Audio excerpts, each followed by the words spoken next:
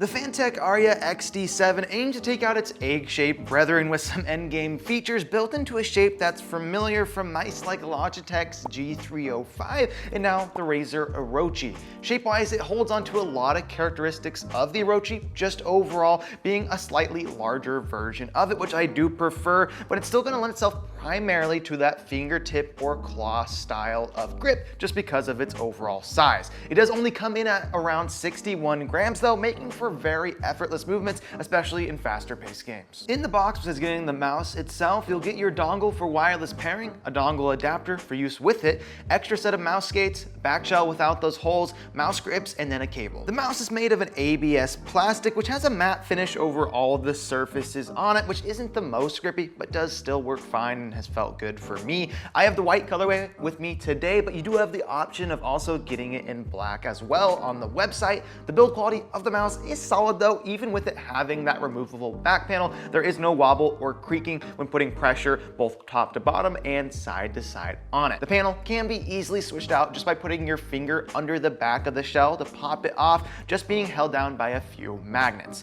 The other shell is a honeycomb one, which does save you a few grams of weight, but for me personally, it's not worth feeling those honeycomb holes in my hand, and I would just rather have that solid back shell with a little bit more weight. You get 3 options for connectivity, with 2 wireless ones, with either it being used with that included dongle for that 2.4 gigahertz wireless connection, which so far for me, giving me no issues, and that is also with having multiple different wireless devices on my PC at the same time. Then also you have the option of Bluetooth connectivity, which can be good if you're going to be using it between different PCs, or maybe you want to take it with you as a travel mouse. Otherwise though, as always for gaming, you're just going to use it with that dongle for the fastest wireless connection. Then that switch on the bottom, which allows you to go between those different wireless connectivity modes, when it's in its middle position, that's when the mouse is going to be completely off, and then you can use it via that USB-C port on the front wired, which you do have to do also to actually charge the mouse itself. It is advertised though to get all the way up to 27 hours battery life with that 2.4 gigahertz connection,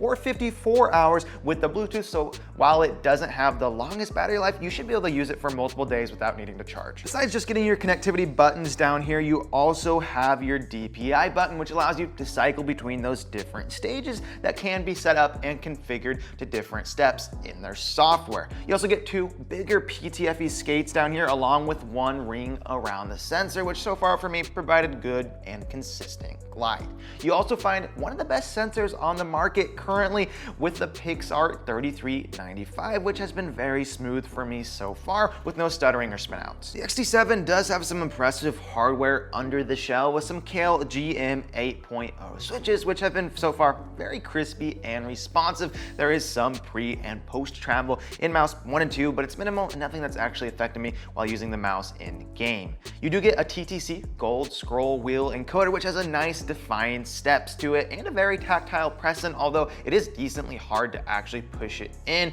and not having the lightest force to actually actuate it, so take that into consideration. And finally, to round it out, you also get Huano side buttons, which I really like as they feel super crispy and also again have minimal pre and post travel in them.